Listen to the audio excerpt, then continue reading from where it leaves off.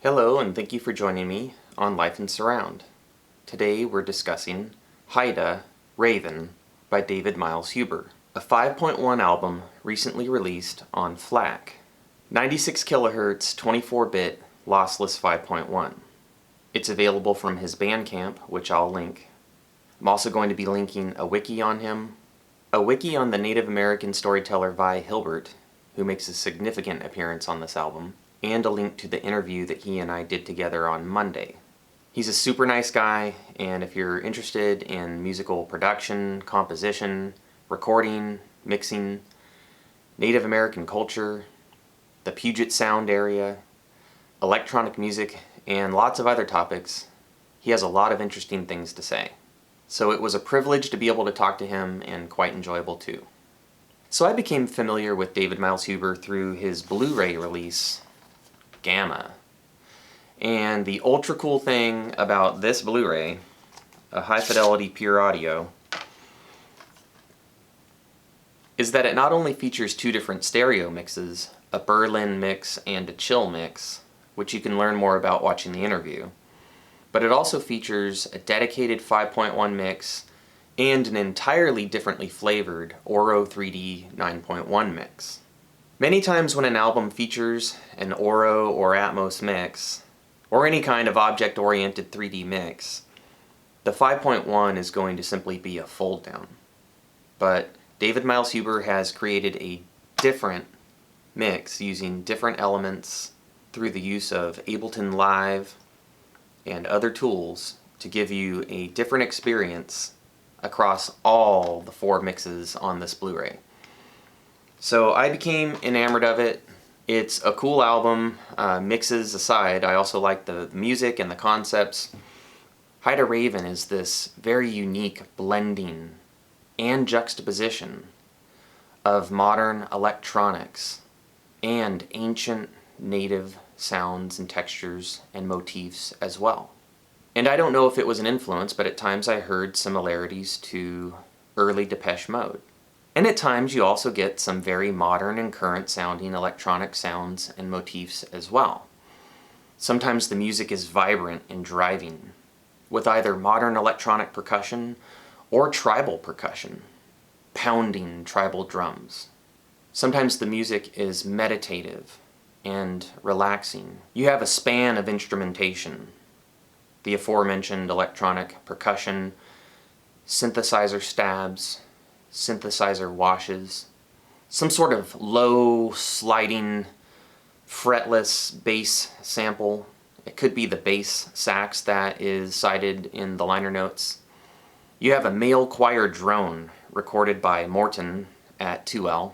You have what sounds at times like the vibration of some kind of insect, like a cricket, often back in the surround right.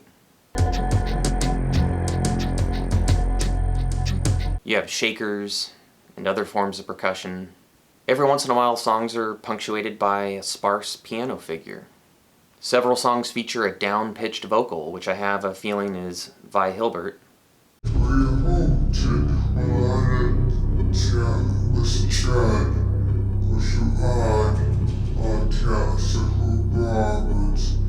But maybe Mr. Huber could clarify sometime. So you have quite a wide array of instrumentation, and I haven't even covered them all. And then, like I said, you often have this juxtaposition of modern electronics and Native American textures and tones. And then sometimes a track is dominated by one or the other. So you do have some tracks that are almost purely modern sounding, and some tracks that are almost purely earthy, elemental, and meditative. This album feels like it takes you on a journey. So from first listen, I found this blending of native sounds and textures and modern and 4 decades worth of electronics to be strange and wonderful. And I really like this record more and more every time I hear it. I have found things to love about it from first listen, but it also, I think, is a record that will grow on you.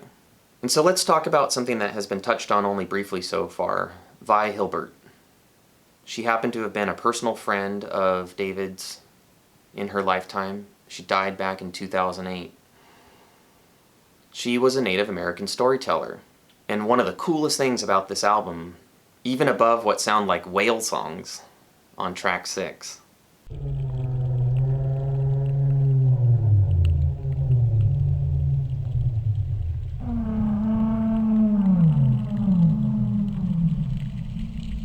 and I'm a sucker for whale songs, is that you get to hear Vi tell one of her stories in her native tongue and then in English, right before the album ends on a peaceful, meditative passage.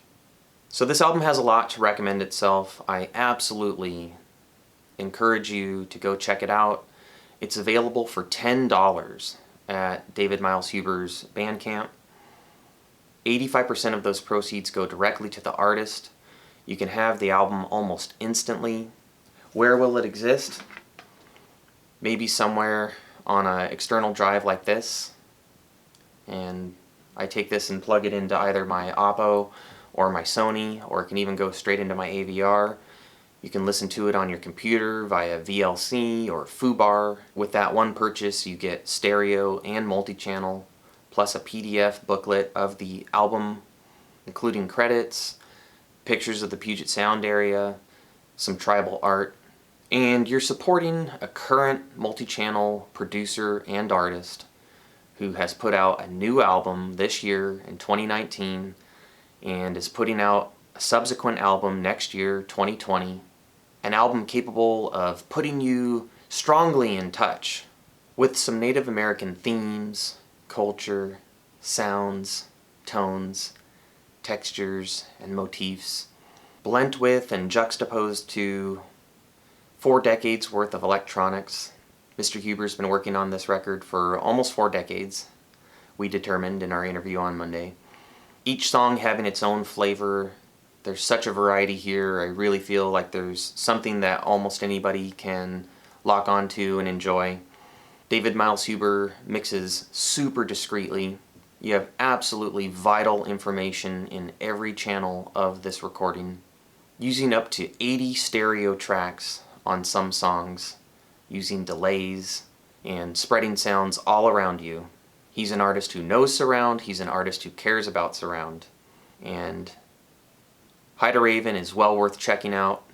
I encourage you to do so. If you liked this review or have been having a good time with this channel, please don't forget to give a thumbs up, subscribe, go back and watch some other videos. There are over 60 now. Check out the interview from Monday. I sure learned a lot, so I think you might as well. I had a great time, so I hope you will as well. It's been my pleasure to present to you Haida Raven. I wish you happy listening, and until next time, live life in surround. Aslatlia kwasi baschad atahi ao dai Gokwi kwigwasias